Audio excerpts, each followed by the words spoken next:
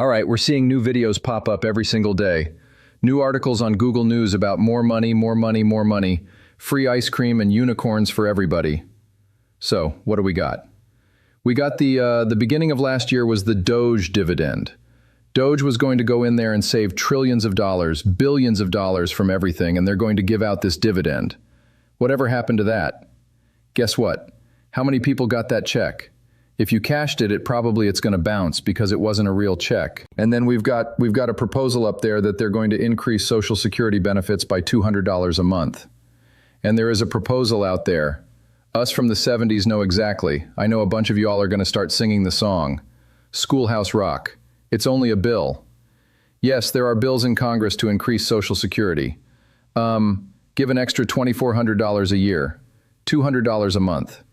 That also kind of joins together with trying to save Social Security. So we won't get those cuts in the future.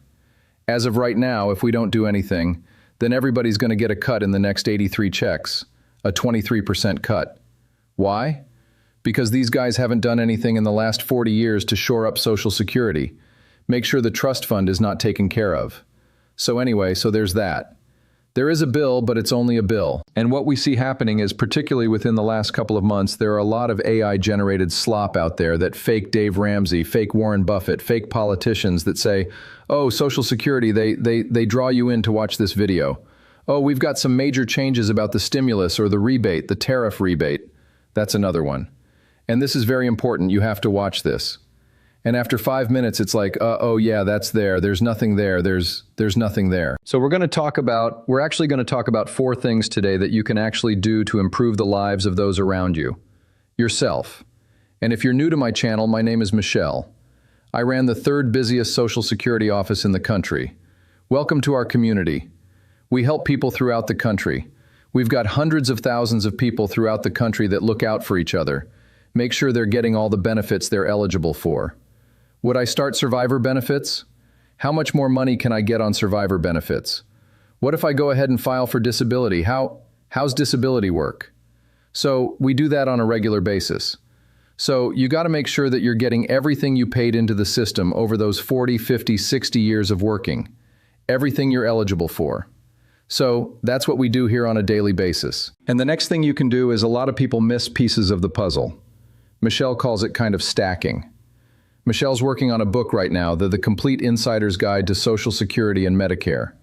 Michelle's got going to have a chapter on stacking where people think, okay, I got my retirement benefits, so I guess that's all I can get. Well, no. There's people out there that are receiving SS and SSDI, Social Security Disability Insurance. SSI is Supplemental Security Income. They're receiving that. They're also receiving Medicaid from the state. They're receiving the low-income subsidy, which is the extra help with prescription drugs. They're also receiving the Medicare Savings Program, which is the state paying for their Part B premium. People are receiving retirement benefits and then switching to survivor benefits and getting survivor benefits and switching to retirement benefits. And there's just so many exceptions to the exceptions, and people are missing out on these programs every single day. So that's what we do here in our channel, is to make sure you stack correctly. You get everything you're eligible for, all these benefits you paid for. Another thing people are missing is the fact that they think they can't do things that they can actually do. So the people think, okay, I'm receiving retirement benefits or survivor benefits or spouse benefits or disability benefits, and therefore I can't work. No, you can work if you're under your full retirement age. This year it's $24,480. Disability, whole different ball of wax. You can actually make $1 billion a month for the first 9 months, is called the trial work period. After that, you have to stay into the substantial gainful activities. If there's anybody out there that wants Michelle to go over any of those issues today, more than happy to do it. There are over 20,000 pages of Social Security policy. And again, exceptions. The exceptions. And so that's why Michelle does this every single day. And people say you cover the same thing quite often. Talk about the annual earnings limit, the monthly earnings limit, and all that kind of stuff. Okay, so all those people out there that are making their lives difficult because they think they can't do what they can actually do. Probably the big one is people think they're on disability benefits after their full retirement age. And there's no such thing as Social Security disability benefits after your full retirement age. If you're over the age of 67, Nobody in the country is receiving Social Security disability benefits over the age of 67. Everybody has been switched to regular retirement benefits. That's just how it works. Most people don't notice they've been switched, but they've been switched and the check stays the same and everything. But the issue is no more CDRs, those continuing disability reviews. So you don't have to stress about being kicked off disability because you already been kicked off disability. You're on regular retirement benefits. And because you're on regular retirement benefits past your full retirement age, you can make, let's say, $1 billion a month, and it doesn't affect your Social Security benefits negatively at all. There's so many people out there, you probably know someone. I bet you if you ask around, you'll probably find someone that says, "Oh yeah, no, I'm 70 years old, and yeah, I could probably work a little bit, but I don't want to be kicked off disability." And tell them that you're not on disability. "No, I've been on disability for 10 years. No, you're not. Your disability ceased at 66 and 10 months, or 67 or whatever. You're on regular retirement and you have no limitations whatsoever." So that's number 4, is that's what you can do while you're waiting around for the breadcrumbs to come from the politicians, or possible breadcrumbs from the politicians, is actually go out there and help those around you. Help your community. Become part of our community by helping those. You become part of our community. You're part of our community now by watching. You become part of our team by actually going out there and helping someone else. And if you're not sure what exactly they need, then that's why Michelle does this live Q&A every single day. So in light of that, let's go ahead and ask. I've got some video questions I'll get into, but let's get into some questions, live questions right now. Cuba Cubanel 12. What we do on a daily basis is we hit the thumbs up button because the importance of this informative show. Thank you very much. Yeah, that's one of the definitely things you can do is get the information out there. Thank you. I'm 61, was married 30 years, and my ex-husband passed away. Okay, so here's another thing people miss. Just have this all the people that watch these videos on a regular basis. They could probably write books on all the people they've gone out there and helped. It's like, oh yeah, I had a friend of a friend who didn't know they could collect survivor benefits at 60. I thought Social Security benefits started at 62. Yes, retirement benefits, spouse benefits, divorced spouse benefits, 62. Surviving spouse benefits start at 60. So this young lady, 61 years old, you are eligible for surviving spouse benefits. You're limited to the amount of money you can make. Just with anything else, when you take Social Security benefits early, there's a limit this year. So if you're working, that's fine. As long as you stay under $24,480. Anything over that, Social Security withhold $1 for every $2 you go over. So if you're under that, then you can go ahead and collect surviving spouse benefits. And here's the trick. So you collect surviving spouse benefits. Hopefully you already got that stupid $255. It's been $255. That lump sum death payment. It's been the same since the 1950s. But hey, it's your money. Get it. So Michelle's issued hundreds of thousands of those out when he worked at Social Security, and nobody was happy to see them. And be well, yeah, it's $255. It doesn't really help too much, but anyway, hopefully you already got that. But here's what you can do. So you can file for surviving spouse benefits. And because you're going to be filing early, yes, those benefits are going to be reduced because you're filing early. But if you need the money, then you need the money. Let's go ahead and start those benefits. And once you turn 62, if your benefit amount is higher on your own record, then you can switch to your own record. Or what you can do is continue to get those surviving spouse benefits and wait to collect on your benefits on your own record. And your benefits on your own record will continue to increase until you hit 70 years old. So you play with those numbers. Right now, you can't get benefits on your own record because you're not 62 yet. So you can go ahead, get survivor benefits, and then at that time, when you file for survivor benefits, say, hey, how much is my benefit on my record? They'll tell you if it's quite a bit more, then switch over there at 62 if you want to. But remember, your benefits on your own record, as long as you don't touch them, will continue to increase until you hit 70 years old. And Michelle already hears somebody out there typing and says, no, you can't do that anymore. You can't do that file and suspend.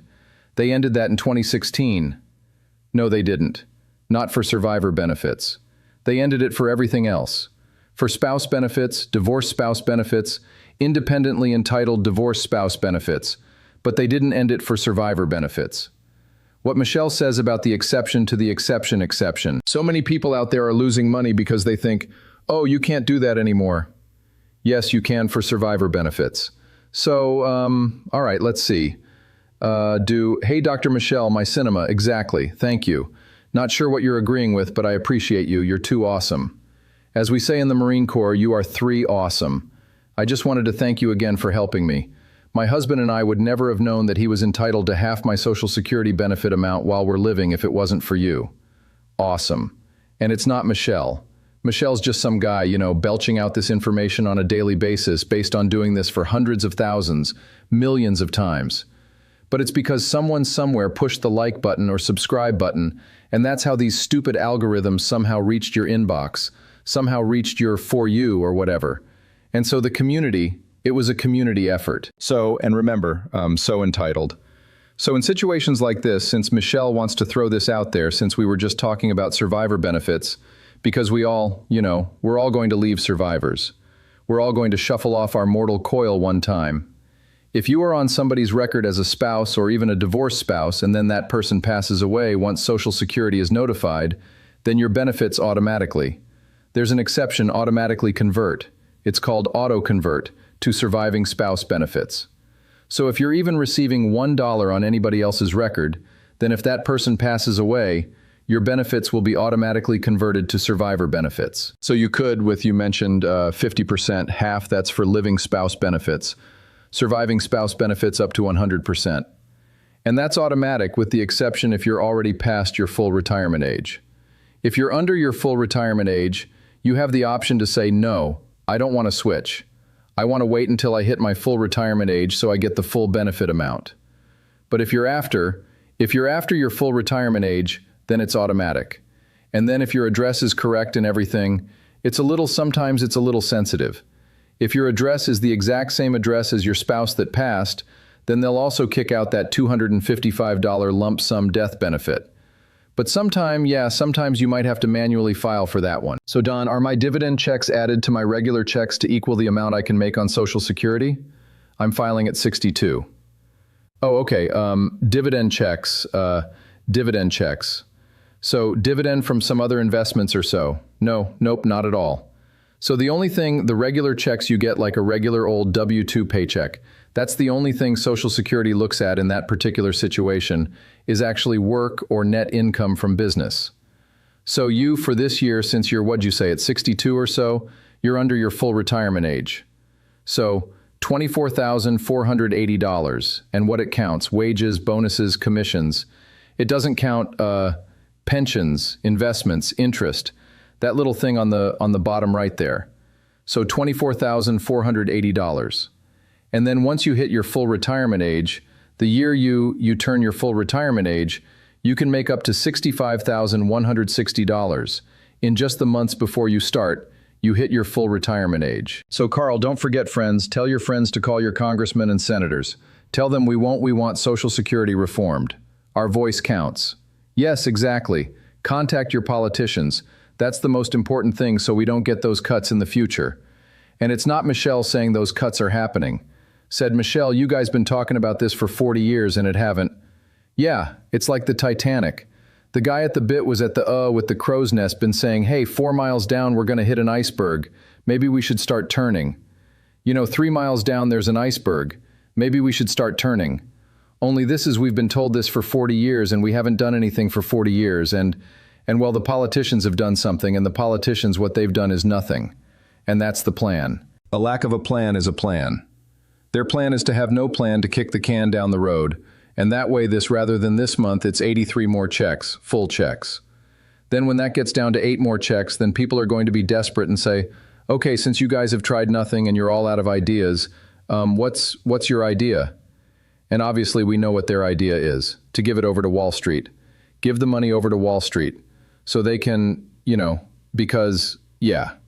Anyway, so I'm recently widowed. Can you help me with the process of signing paperwork for a permanently reduced rate of widow's benefit? Yeah, Michelle just talked about that. So that's basically what Michelle was just mentioning, that you are you. You were probably receiving benefits on his record and he passed and they said, hey, we're going to auto-convert you. We're going to automatically switch you to widow's benefits. surviving spouse benefits. And then the computer system said, oh, wait. She has a choice.